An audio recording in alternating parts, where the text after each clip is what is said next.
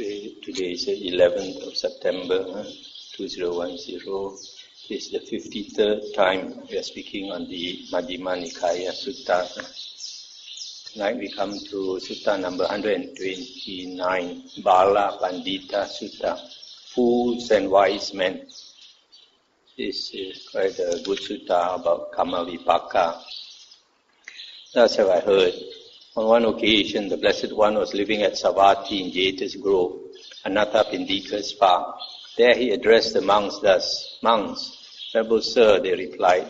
The Blessed One said, "Monks, there are these three characteristics of a fool, signs of a fool, attributes of a fool." "What three?" "Here a fool is one who thinks bad thoughts, speaks bad words, and does bad deeds. If a fool were not so, how could the wise know him thus? This person is a fool and untrue man. But because a fool is one who thinks bad thoughts, speaks bad words, and does bad deeds, the wise know him thus. This person is a fool and untrue man." Stop here for a moment. So in the Buddha's teachings, a fool is one who creates unwholesome karma through thoughts, words, and action, deeds. And because of that, it is expected that he will be reborn in a woeful plane of rebirth. So it is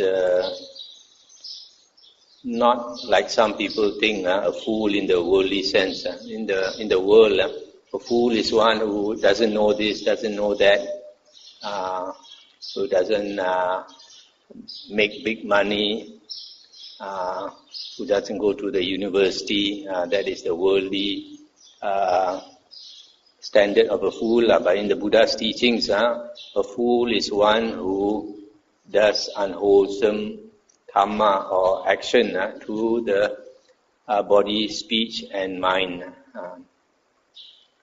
A fool feels pain and grief here and now in three ways.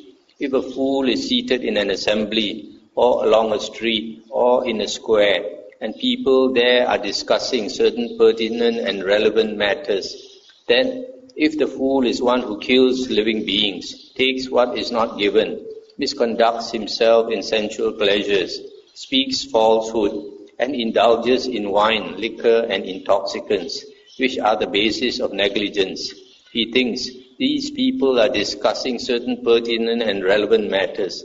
These things are found in me, and I am seen engaging in those things." This is the first kind of pain and grief that a fool feels here and now. Again, when a robber culprit is caught, a fool sees kings having many kinds of torture inflicted on him, having him flogged with whips, beaten with canes, beaten with clubs, having his hands cut off, his feet cut off, his hands and feet cut off, his ears cut off, his nose cut off, his ears and nose cut off, having him subjected to the porridge pot, to the polished shell shave, to the rahu's mouth, to the fiery wreath, to the flaming hand, to the blades of grass, to the bark dress, to the antelope, to the meat hooks, to the coins, to the lye pickling, to the pivoting pin, to the rolled up lace, and having him splashed with boiling oil, and having him thrown to be devoured by dogs, and having him impaled alive on stakes, and having his head cut off with a sword. Then the fool thinks thus, because of such evil actions as those, when a robber culprit is caught, kings have many kinds of tortures inflicted on him. They have him flogged with whips, etc., and have his head cut off with a sword. Those things are found in me, and I am seen engaging in those things. This is the second kind of pain and grief that a fool feels here and now. Again, when a fool is on his chair or on his bed or resting on the ground, then the evil actions that he did in the past, his bodily, verbal and mental misconduct, cover him, overspread him, and envelop him, just as the shadow of a great mountain peak in the evening covers, overspreads and envelops the earth. So too, when a fool is on his chair or on his bed or resting on the ground, then the evil actions that he did in the past, his bodily, verbal and mental misconduct, cover him, overspread him, and envelop him. Then the fool thinks, I have not done what is good, I have not done what is wholesome, I have not made myself a shelter from anguish, I have done what is evil, I have done what is cruel, I have done what is wicked. When I pass away, I shall go to the destination of those who have not done what is good, etc., who have done what is wicked. He sorrows, grieves, and laments. He weeps, beating his breast, and becomes distraught. This is the third kind of pain and grief that a fool feels here and now. A fool who has given himself over to misconduct of body, speech, and mind, on the dissolution of the body after death, reappears in a state of deprivation, in an unhappy destination, even in hell. Sorry for a moment. So here the Buddha says, a fool who misconducts himself through body, speech, and mind, he has a guilty conscience. So whenever a group of people sit together and discuss anything, he has this guilty feeling that they might be discussing about him and all that, because he misconducts himself, so he feels pain and grief because of his conscience. Secondly, when somebody does some criminal act, like a robber, is caught. During those days, the kings had a great power, so all kinds of tortures can be inflicted on a criminal. His hands and feet can be cut off, ears and nose, subjected to the porridge pot, probably boiled in the porridge pot. To the meat hooks, just like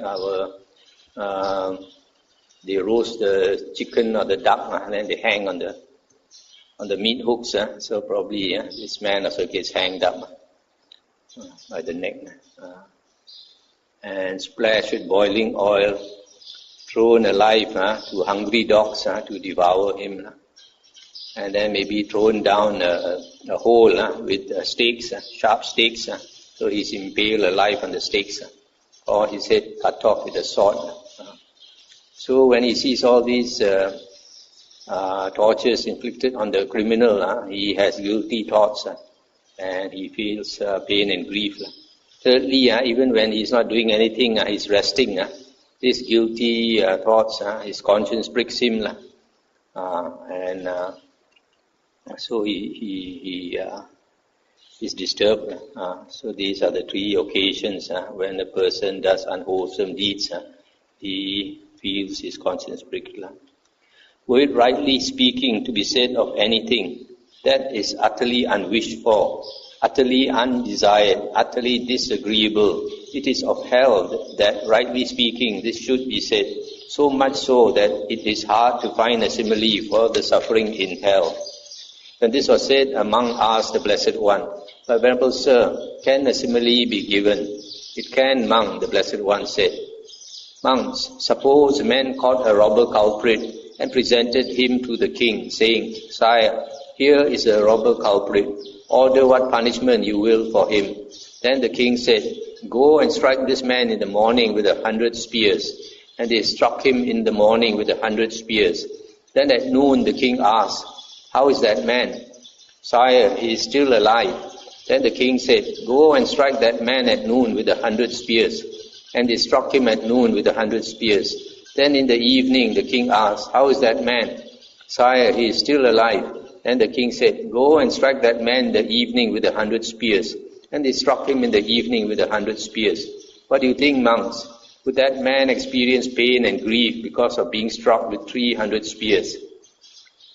Noble Sir, that man would experience pain and grief because of being struck with even one spear, let alone 300. Then taking a small stone the size of his hand, the Blessed One addressed the monks thus, "What do you think, monks? Which is greater, this small stone that I have taken, the size of my hand, or Himalaya, the king of mountains?" Noble Sir, the small stone that the Blessed One has taken, the size of his hand, does not count beside Himalaya, the king of mountains. It is not even a fraction. There is no comparison. So too, monks, the pain and grief that the man would experience because of being struck with 300 spears does not count beside the suffering of hell. It is not even a fraction. There is no comparison. stop here for a moment. So here, because the monk asked for a simile, the Buddha said that imagine a man, a criminal, he's stabbed by 300 spears in a day. How do you think his pain and grief is? His pain, his body pain is very terrible. Then even the mental grief is also very great. But the Buddha said that is nothing at all compared to the suffering in hell. Just like a small stone compared to the Himalaya, cannot compare at all. So in the same way, when we think that this man being struck with 300 spears, the suffering is so much, yet the Buddha says it's nothing at all compared to the suffering in hell. So we always have to remember this. As long as we don't take the trouble to get right view and get stream entry, that means the first part of Aryahood, hell is still waiting for us. The round of samsara is still very long. We have to go to hell many, many times. Now the wardens of hell torture him with the fivefold transfixing. They drive a red-hot iron stake through, here it says one hand. Some other suttas, this is through one arm. They drive a red-hot iron stake through one arm. They drive a red-hot iron stake through the other arm. They drive a red-hot iron stake through one leg. They drive a red-hot iron stake through the other leg. They drive a red-hot iron stake through his chest. There he feels painful, racking, piercing feelings. Yet he does not die so long as that evil action has not exhausted its result. Next, the wardens of hell throw him down and pare him with axes. There he feels painful, racking, piercing feelings. Yet he does not die so long as that evil action has not exhausted its result. Next, the wardens of hell set him with his feet up and his head down and pare him with axes. There he feels painful, racking, piercing feelings. Yet he does not die so long as that evil action has not exhausted its result. Stop here for a moment. So once he goes down to hell, actually the Buddha did not describe. Firstly, he has to go in front of King Yama. But King Yama will question him. I think the next sutta that is described. So the first kind of suffering he undergoes is the fivefold transfixing. They drive these 5 stakes, iron stakes, red hot, through each of his limbs, the 2 hands, the 2 legs. Then the 5th one they drive through his chest. So he's pinned to the ground and he cannot move. Maybe for 1,000 years he cannot move. This is the description of Devadatta. Devadatta has done a lot of mischief to the Buddha, so he has gone to hell and he's said to be pinned down in that way. He cannot move.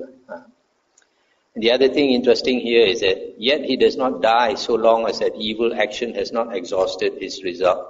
You see, in the human plane or even in the animal plane, when we get excessive pain and we cannot stand it, we just let go and we die. It's a blessing to die. But here, this guy is in great pain. He wants to die, but he cannot die. If you study the Mahayana books, sometimes they say differently. They say in the Mahayana books that he dies, and then a cold wind will come and revive him, and then he wakes up again, and they torture him again, and then he dies, and then a cold wind will wake him up again. But here is worse, this description in the original suttas. He wants to die, but he cannot die so long as his evil karma has not been exhausted. Then they throw him down and pare him with axes. That means they cut off his outer layer of skin. Use the axe to shave off his outer skin. And then he feels painful, racking, piercing feelings. And then after that, they put him upside down and pair him with axes. Axes is this instrument, this where you, how do you say, you, when we were young, we see them, the carpenter working, planing the wood. So this one is using this adze to shave off his flesh, bit by bit shave off his flesh. It's terrible feeling. He wants to die, but he cannot die. Next, the wardens of hell harness him to a chariot and drive him back and forth across burning ground, blazing and glowing. There he feels painful, racking, piercing feelings. Yet he does not die so long as that evil action has not exhausted its result. Next, the wardens of hell make him climb up and down a great mound of burning coals, blazing and glowing. There he feels painful, racking, piercing feelings.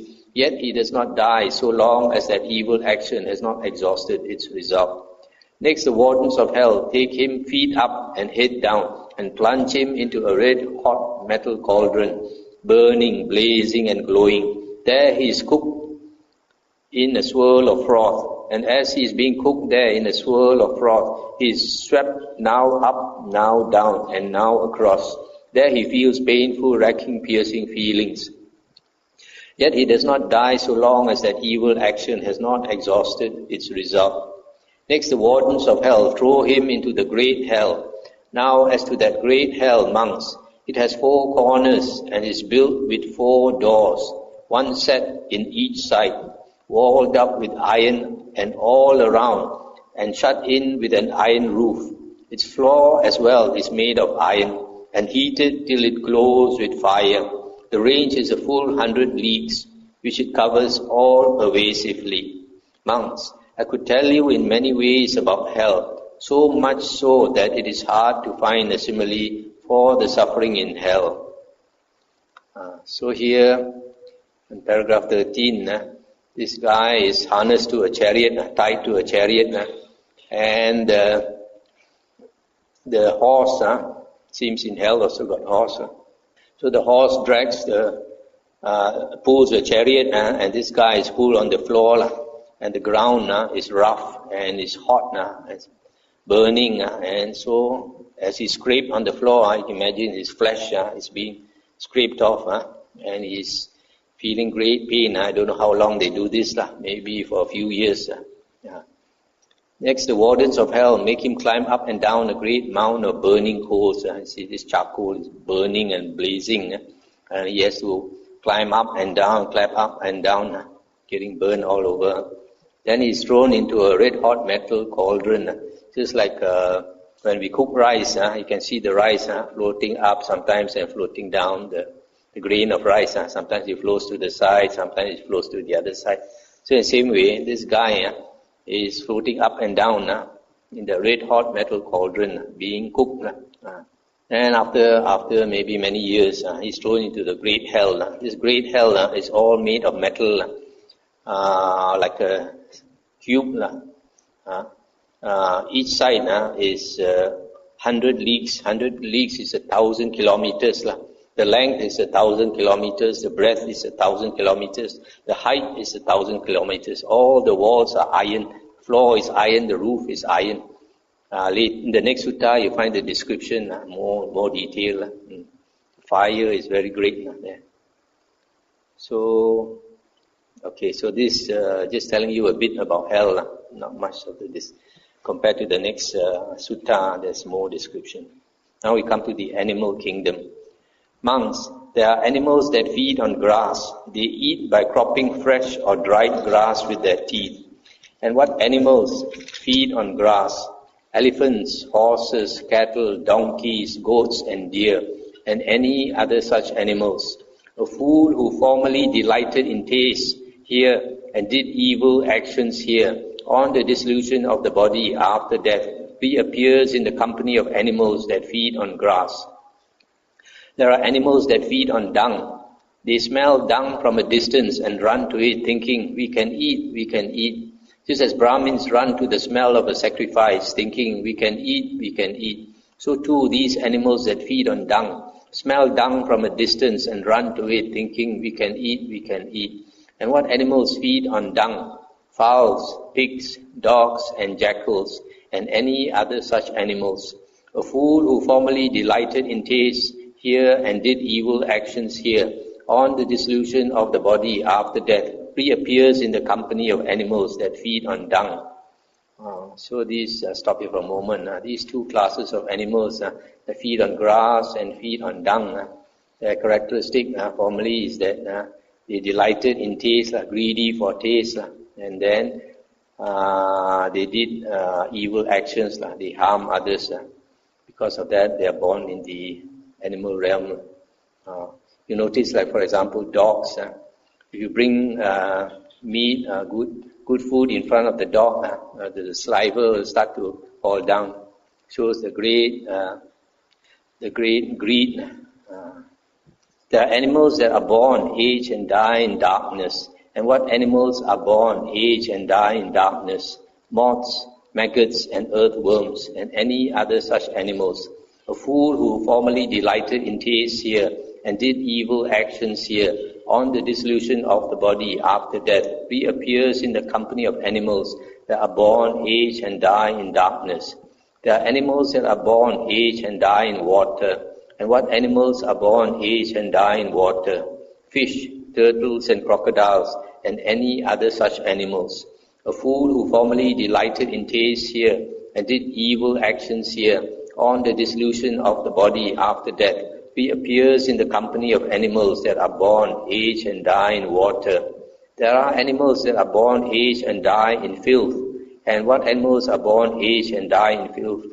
Those animals that are born, age, and die in a rotten fish, or in a rotten corpse, or in rotten dough, or in a cesspit, shithole, or in a sewer. A fool who formerly delighted in taste here and did evil actions here, on the dissolution of the body after death, reappears in the company of animals that are born, age, and die in filth. Monks, I could tell you in many ways about the animal kingdom, so much so that it is hard to find a simile for the suffering in the animal kingdom. Suppose a man threw into the sea a yoke with one hole in it, and the east wind carried it to the west, and the west wind carried it to the east, and the north wind carried it to the south, and the south wind carried it to the north.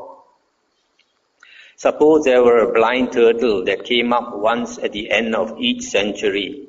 What do you think, monks? Would that blind turtle put his neck into that yoke with one hole in it? He might, venerable sir, sometime or other at the end of a long period. Monks, the blind turtle would take less time to put his neck into that yoke with a single hole in it than a fool once gone to perdition would take to regain the human state, I say.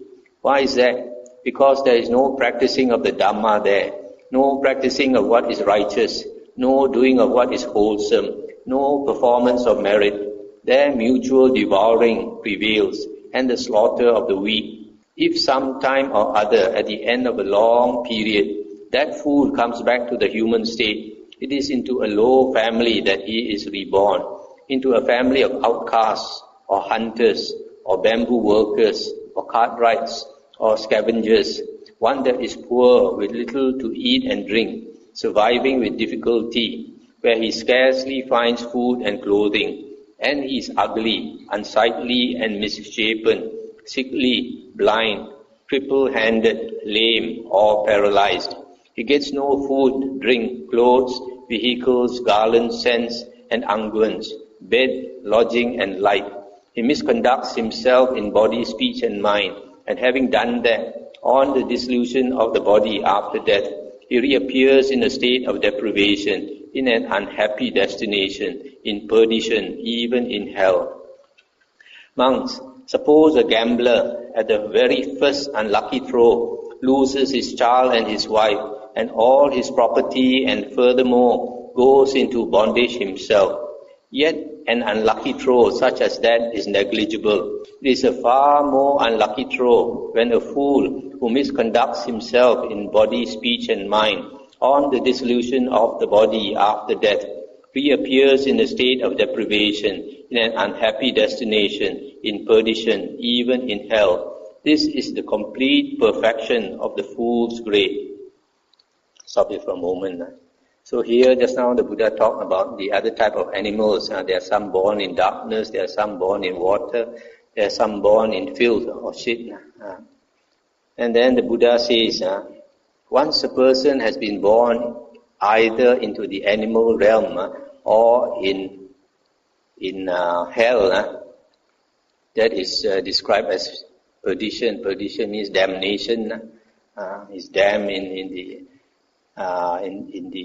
into the animal realm or hell, and he will be there for a very, very, very long time. It's very hard to come out from there. So to make you understand how long he will be there, the Buddha said, you imagine a yoke. A yoke is this wooden frame where